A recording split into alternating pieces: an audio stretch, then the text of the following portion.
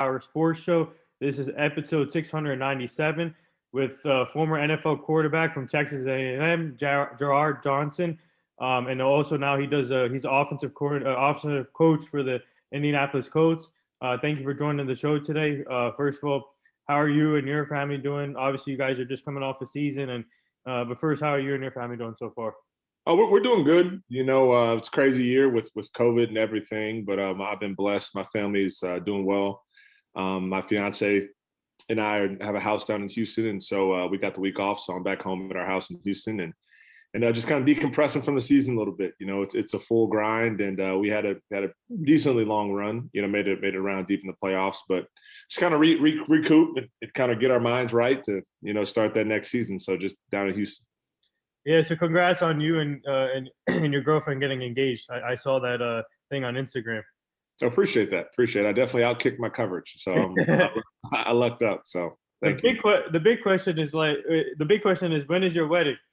It is. It's gonna be end of May, so it's Memorial Day weekend. We're excited about that. Now the season's over, I don't have the excuse of kind of staying away from the wedding planning stuff. So she's been running a tight ship, getting me lined up with that. Yeah. So, but we're excited about it. That's good. But before we get to your coaching career, I want to get to your playing career. So when you were growing up, when did you start realizing? When did you start getting interested in the sports and playing sports? Yeah, so I grew up around it.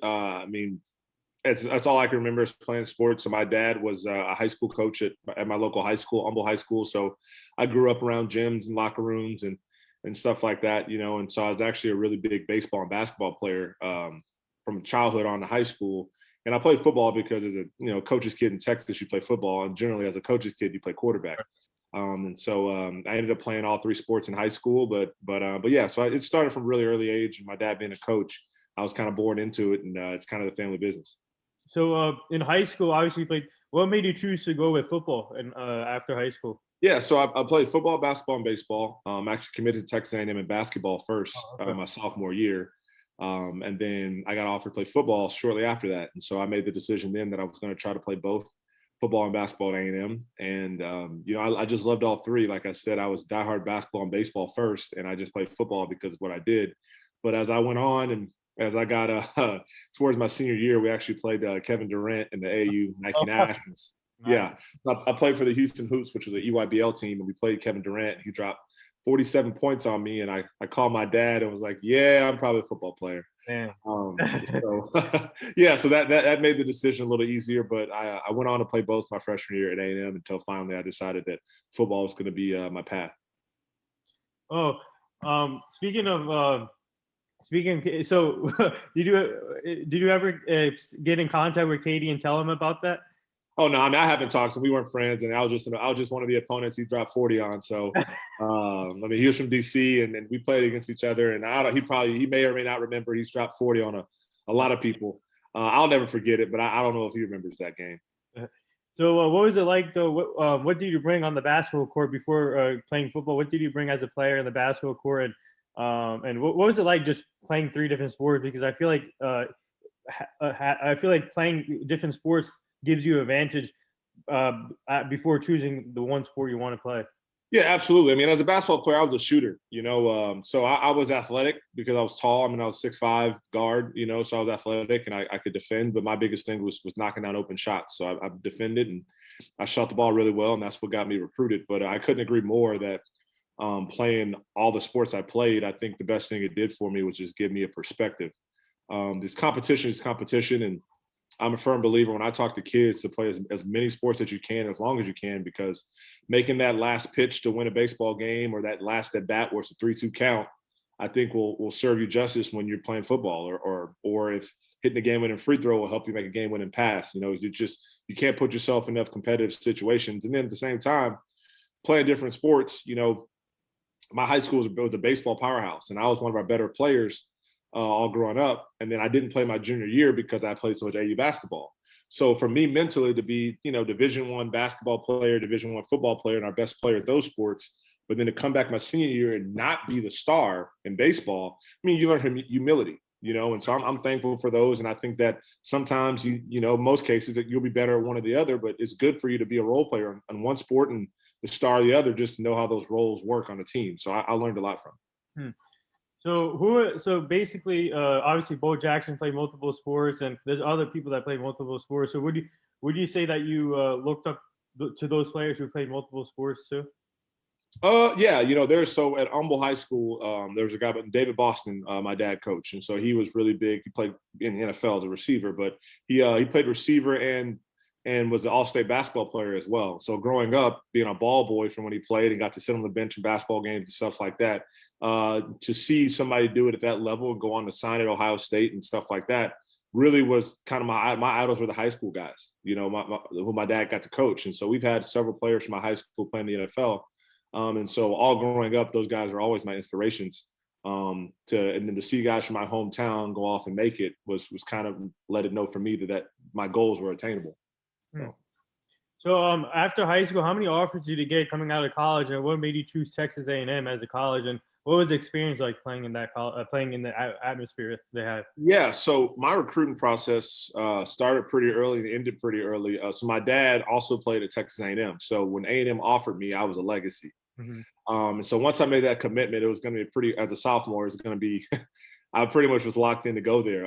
I got recruited late by Florida and Oregon towards the end of my senior year. But yeah, once I made my commitment, I knew that's where I wanted to go. It was my dream school, and playing at Texas A&M was the best decision I made. I mean, I grew up as a man. A lot happened in my life during that time, but being a part of Texas A&M, the way the school is structured, you're an Aggie for life. And so the relationships I've made, the people that I got to meet, my teammates, I mean, I'm forever indebted to Texas A&M University and the experience I got there. It's a special school. And I just, like I said, I'm thankful I got the opportunity to be the quarterback. It puts you on a pedestal and gives you some leverage and opportunities that others may not get. And I've never taken, I've never taken that lightly. So I have nothing but positive things to say. Even how things ended for me at A&M, Texas A&M was a great place for me, and it made me who I am today. So speaking of Texas A&M, obviously they're a great team now in the country. And for you, what have you learned as a college quarterback? What did you learn actually as a college quarterback there with the coaching staff and your teammates, and seeing them now succeed? And there's a guy named Pond. What do you think of a guy like Pond right now as a quarterback there? Yeah, so I learned a lot. My coaching staff was Mike Sherman was my head coach, and our entire staff had come from the NFL, and so the expectations they had on us, especially playing quarterback, was to play like professionals. A lot of the things we did scheme-wise on the field was pretty high-level stuff. And so I'm thankful that they challenged me at that age because, playing for Coach Sherman and our offense in college has set my football foundation. It was the first time I really learned upper-level football. And so I had a lot of great teammates who went on to do great things. And, Ryan Tannehill, Von Miller, there's countless other guys who I played with that have gone on to do great things. So seeing those guys work ethic every single day, it's taught me a lot. And so, I'm thankful for that as well.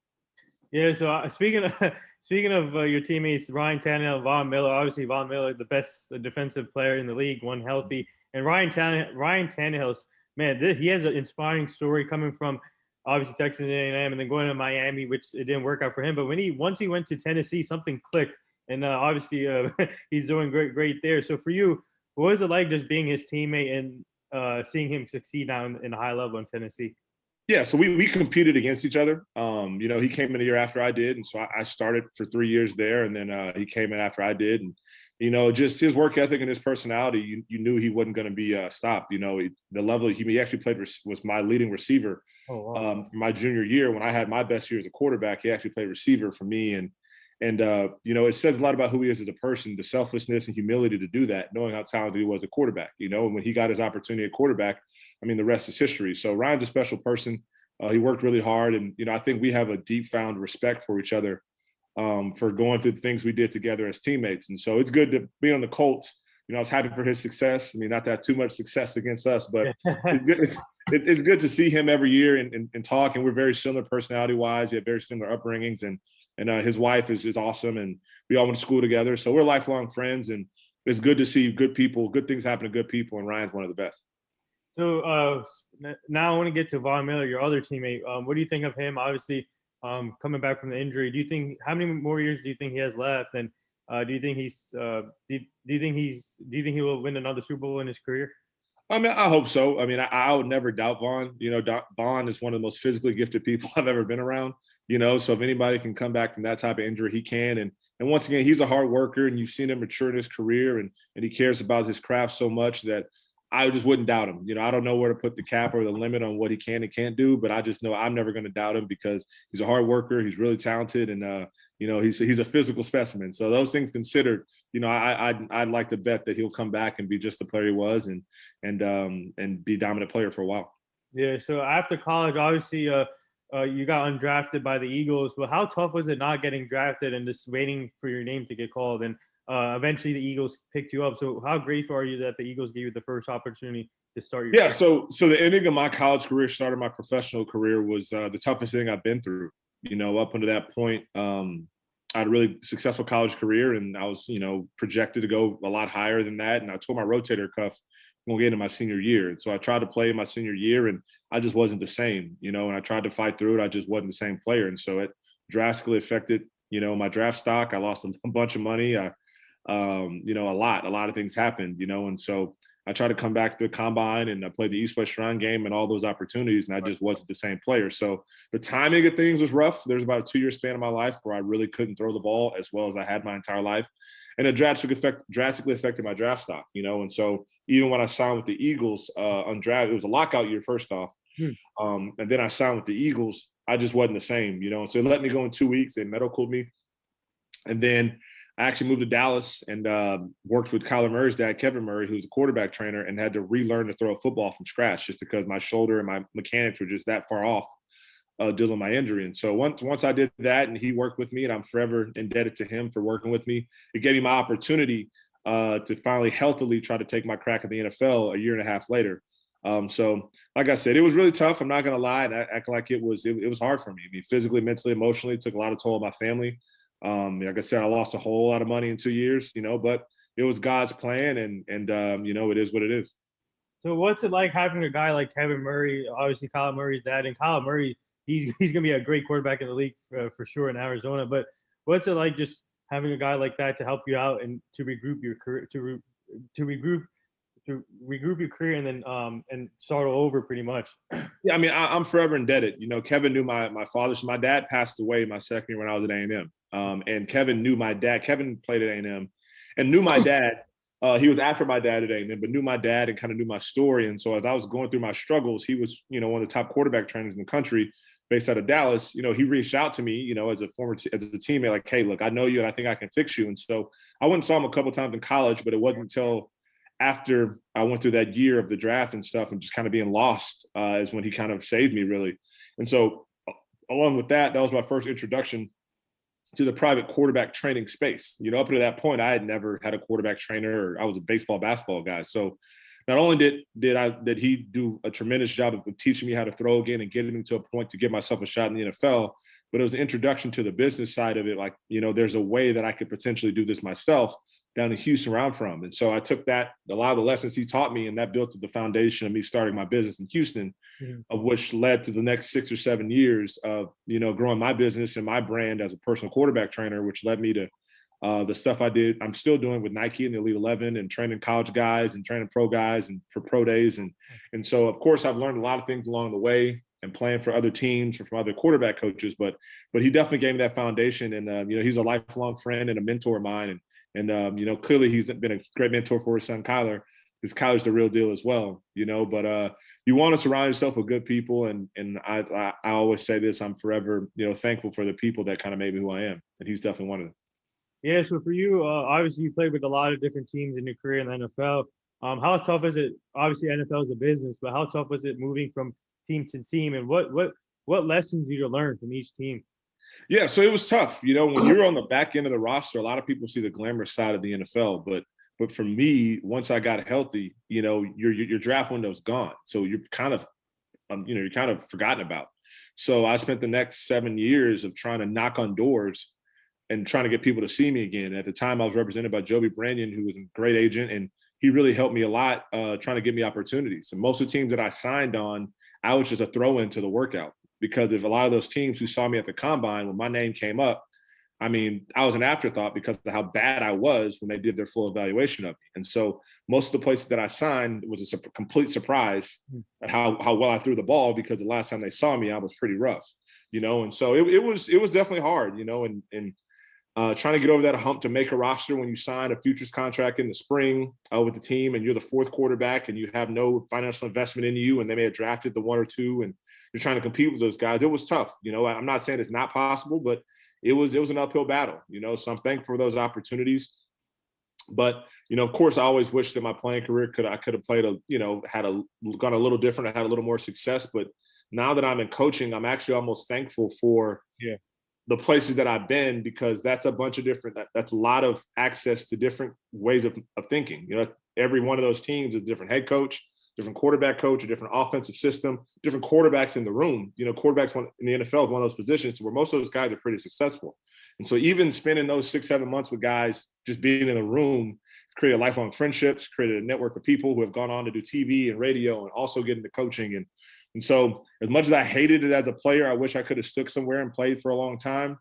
As a coach, it's given me a unique perspective, I think, on one, the entire, how back end of the roster guys feel, and awareness how front end of the guys feel, but also all the different offensive schemes and quarterback coaches I had. I've kind of taken a little bit from all of them and stashed it away in what kind of my philosophy of coaching. Yeah. So before we get to your Colts opportunity, I want to ask you about, so obviously you're still involved with the game, and what's it like just to be able to train these other young athletes that are trying to get to their goals, and being able to share your stories, where you came from and how you overcame it, and just help them to get better? What's that like, just seeing these young athletes grow?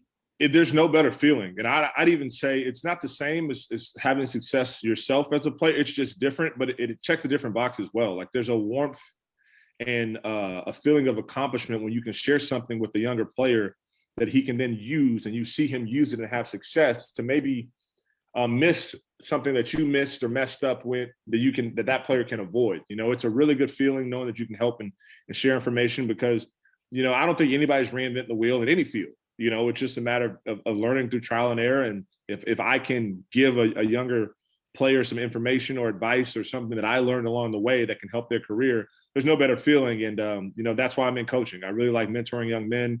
I think I've been through a lot, and once again, have a unique story that I have a lot to share.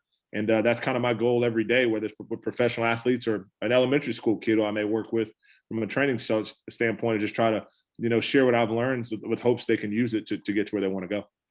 Yeah, obviously, we had Donovan McNabb on last week, I think, and with his team, they run a legacy quarterback camp also. And for you, what's it like to have a camp like Elite 11? How is that going? When did that come about? Yeah, so it's going great. It's started from Andy Bark, who owns Student Sports in LA, and Trenton Dilfer heads it up right now, and Joey Roberts and Brian Stump, and so those guys run it. I've been very fortunate to kind of be a part of it, one of the lead coaches in it. It's essentially that we travel the country, try to find the top 25 high school quarterbacks in the country, and then put them through a camp and try to, I guess, dub the top Elite 11. But I got involved with that my senior year of college. I didn't do it in high school because I was so big into basketball that I didn't go to any of the summer camps. But in college, I got invited as one of the college counselors, and they invite some of the top college quarterbacks in the country to come out to do the Elite 11 as counselors to help mentor the high school kids who are coming up. And that's when I got introduced to it. And so I was doing my quarterback training thing in Houston, and I went to one of the regionals in Dallas, and that's when I met Trent and all the guys, and they kind of saw me interact with people and was like, hey, you want to do this thing a little more seriously. And so I did. And so at that point I joined the tour. And so for the last, I guess, 7 or 8 years, I can't remember, every spring I spent traveling the country, training and trying to find the top high school quarterbacks in the country. And then finally at the finals, get an opportunity to mentor those top kids. And most of those top kids are who you'll see playing on Saturdays. And now that I've been in it long enough, are now some of your top picks on Sundays as well. So now let's get to your Colts opportunity. When did that come about? And what was it like when they gave you the opportunity to be the offensive quality control coach? It was awesome. So for me, just being open and candid, I knew I wanted to coach. I've been doing my private quarterback training thing, and a big reason I wasn't hopping into college or trying to get professional coaching, because I still thought there was a sliver of chance that a team could call. And so I was still trying to be a player. But 2 years I've been removed since 2016 when I was with the Ravens last, and that was pretty much my last real opportunity to where I was offensive coordinator at high school in Houston and doing my training business. And so I was running a pro day, the throwing workout for a kid I was training for his pro day at Tulane. And a scout saw me and asked me that, if I was interested in potentially attending the minority quarterback summit that the NFL is putting on. And he scouted me as a player. And so he was like, man, I didn't know you were getting into coaching. And if you are, we should try to get you in the summit. And so that led to me talking to James Harris over the phone, who was running the summit, which led me to talking to Jim Caldwell, who was helping Chris Ballard and Frank Wright find somebody with a quarterback background for their minority internship position for offense. They wanted someone with a quarterback background. And so once Caldwell vetted me and we talked football and he kind of looked at my background, he got me in touch with Frank, and I interviewed with Frank and Chris. Well, come to find out, Chris Ballard had scouted me when I was a player at Texas A&M. He knew my whole story. He just didn't know I was getting into coaching. And so, and then kind of find out, Frank Reich is also good friends with Trent Dilfer, who runs Elite 11, who I've been working with. So all the references kind of crossed up and kind of the vetting process. And so they gave me an opportunity to be an intern for a year. And I did that. And then they promoted me to offensive quality control. And so that's where I am now in my third year with the Colts, in my second year offensive quality control. And so it's funny how things work out. And I'm thankful for the opportunity. The Colts, we have a great organization. Frank Reich is a great man. Chris Ballard is a great man. And anytime you're working in an organization, you're thankful when you work for quality people. And we have quality people, with quality players. And so we definitely feel we have something special here. We just got to manifest it to kind of get where we want to go. Yeah, I mean, like I said, the Colts, Chris Ballard is building the right way. You guys have talented pieces. I love what you guys are doing. But for you, this is really important because people need to be talking about this more, minority coaches and diversity. How important is it for you to be part of this? And obviously, a great example, Bruce Arians this year in the Super Bowl. You had Brian Leftwich, and you had Eric Bemerly from the offensive coordinator from the Chiefs. And what's it like just seeing all the minority coaches getting more opportunities? We had Coach Hugh Jackson on last year, and he's trying to come back in the league too. So what's it like just seeing this grow now?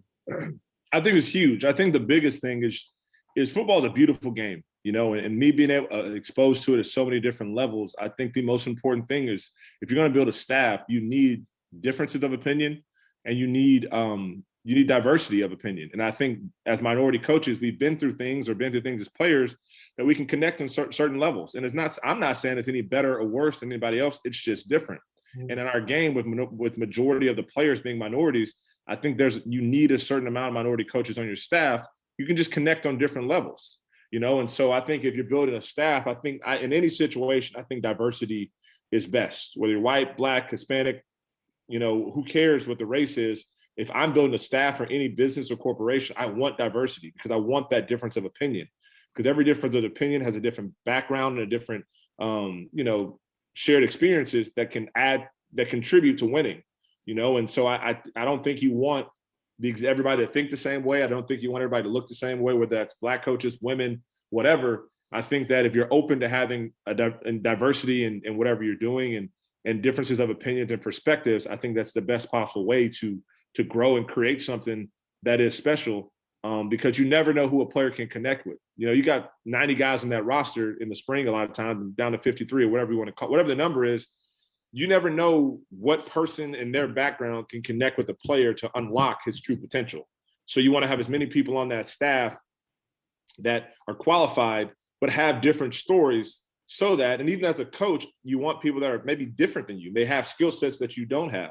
And so I think minority coaches bring unique perspectives to the game, connecting with a majority minority group of players that I think is a good thing. And I was happy for those guys' success. Yeah, and you even see it in the refs, African-American refs now and NFL. And there was one game that they showed all four of them, all African-American.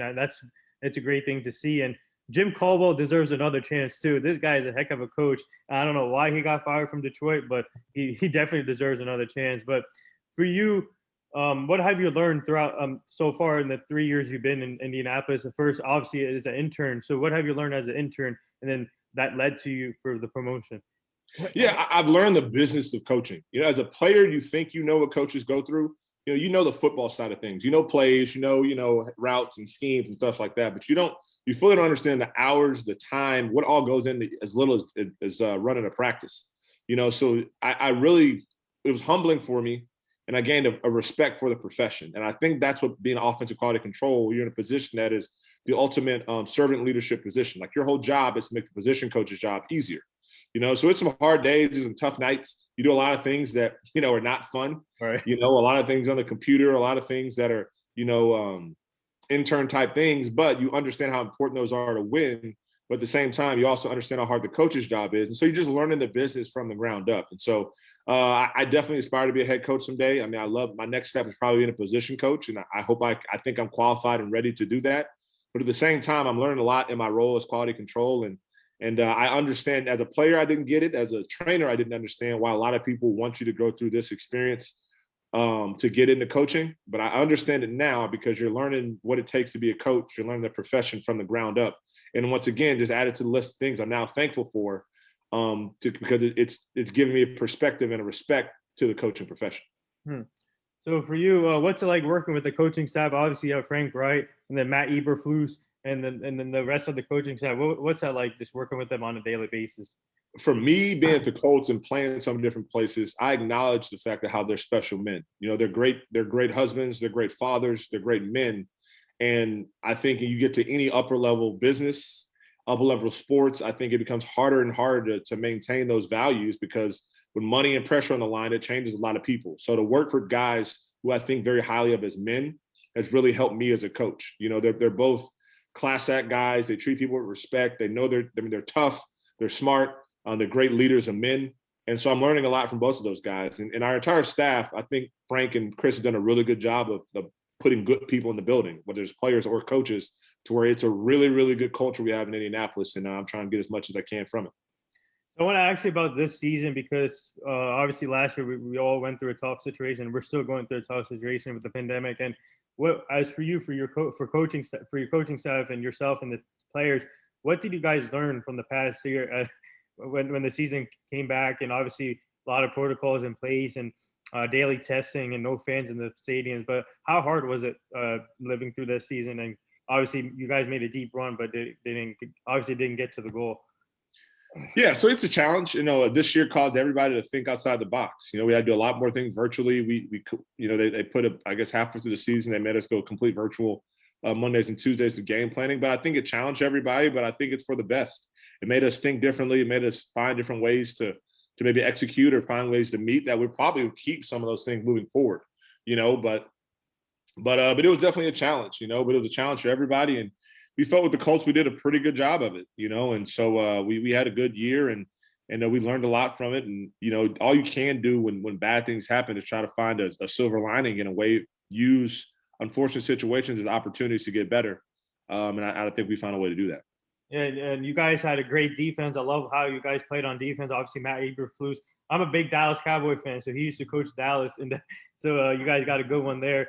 But I want to talk about the offensive side, though. What was it like just seeing Philip Rivers going about his business? Obviously retired now, but what was it like just being with him for 1 year and seeing his experience from the Chargers and bringing that to Indianapolis? And you obviously had T.Y. Hilton, Jonathan Taylor, and the offensive line. So what was that like? That? Philip's special. We, like I said, Chris has done a good job. We have good players and they're good people, but Philip is special, and you see why he's a Hall of Famer, because the work ethic he puts in, his success isn't by accident. The amount of hours he puts in, his attention to detail, the things he cares about, his suggestions to the coaches. I mean, everything about Philip Rivers is the ultimate professional. It's why he's one of the greatest to play it, because he puts in so much work. And so as a young coach, you see a guy doing that, it encourages you as a coach. He's going to challenge, hey, why are we running this? Here's my suggestions. I mean, he's gonna make sure you're doing what you need to do. And sometimes you even defer to Philip a little bit, because at the end of the day, it's about the players. And Philip is a guy who's earned the respect of the NFL. When Philip speaks, you listen. And so I wasn't hands-on with Philip. A lot of my observations of Philip were from afar, but I mean, I learned a lot on. He's a great leader, a great teammate, and when you find yourself, when you find yourself around people that are special, in any line of work, I think sometimes you got to acknowledge the fact that what you're experiencing isn't common. It's not normal. and just cherish it and take advantage of it when you're around it. And so I learned a lot about football from him from a distance, and I'm thankful that he was our quarterback, and I got to spend the time I did around him. So obviously, you guys lost the coaching staff to another team and to the Eagles, Nick Sirianni. So what was your reaction when he got the head coaching job in Philly?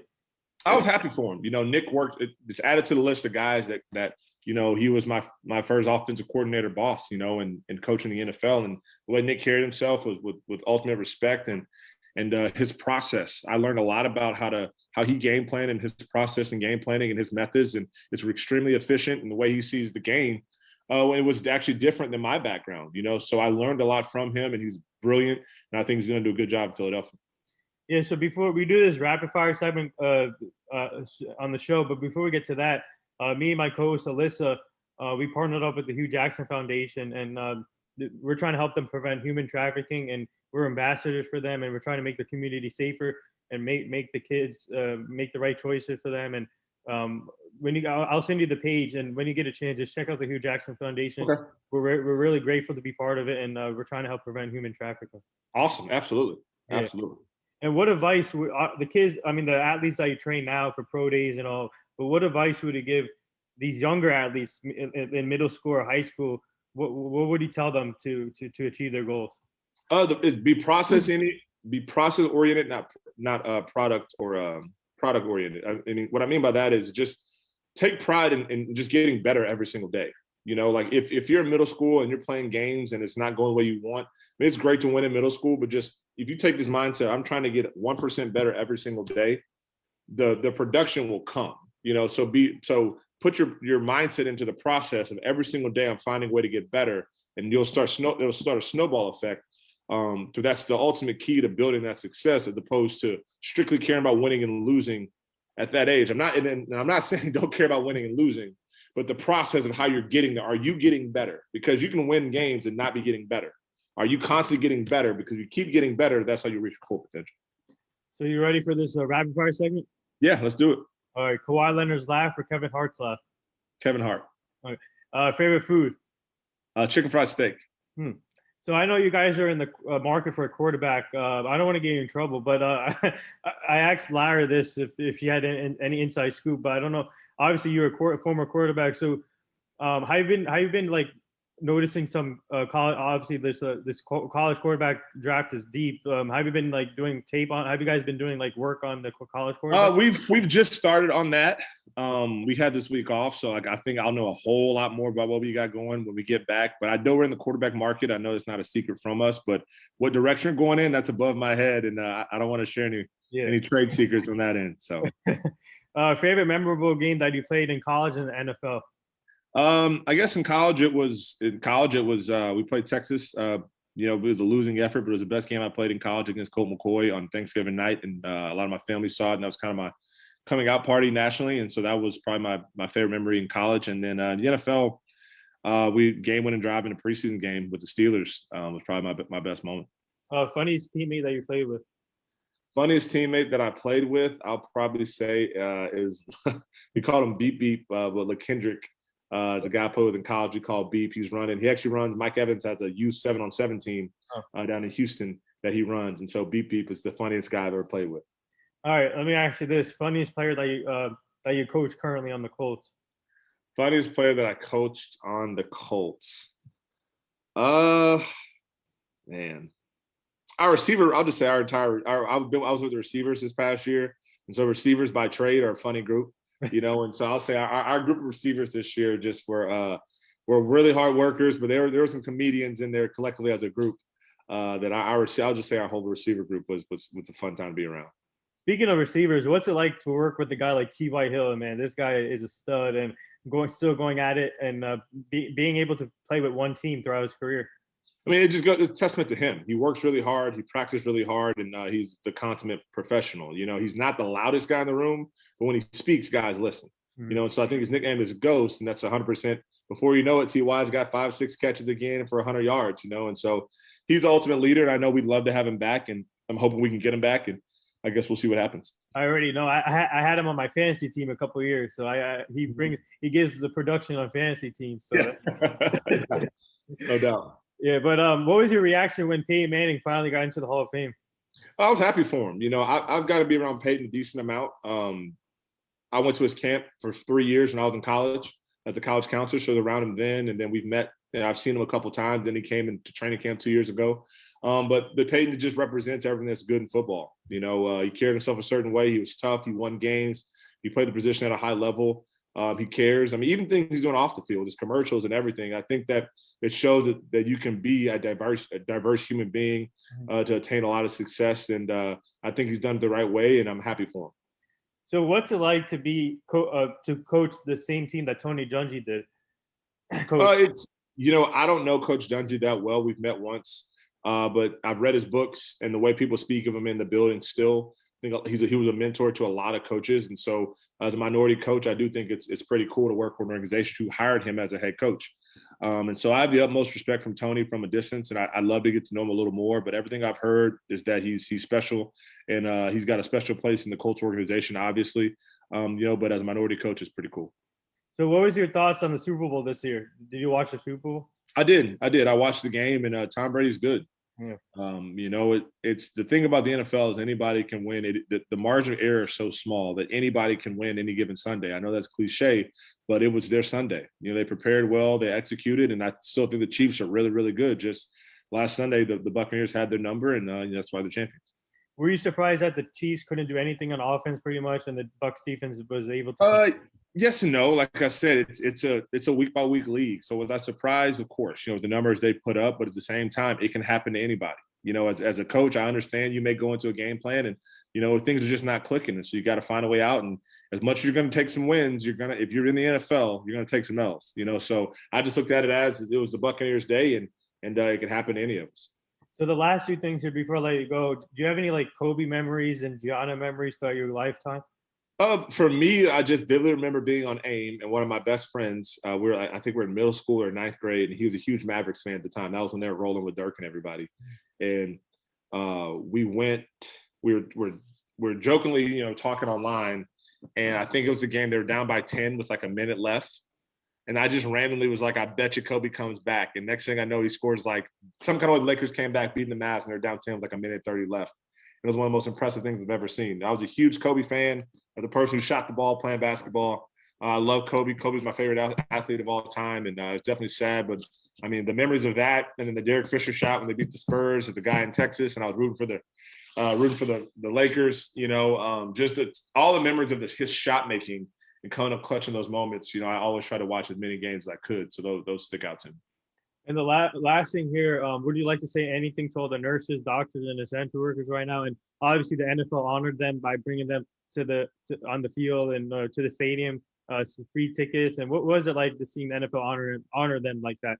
It's awesome. I mean, they're the true heroes, and they're going through a lot. My fiance is a nurse by trade, and so she dealt with about a month long of dealing with COVID back here down in Houston, and so I knew what she was going through day in and day out, and I don't think people can fully imagine what they see on a day-to-day basis, let alone during COVID, but even before that and after that. So the utmost respect for people working in the medical field, and like I said, they're the heroes, and I have a lot of respect for what they do.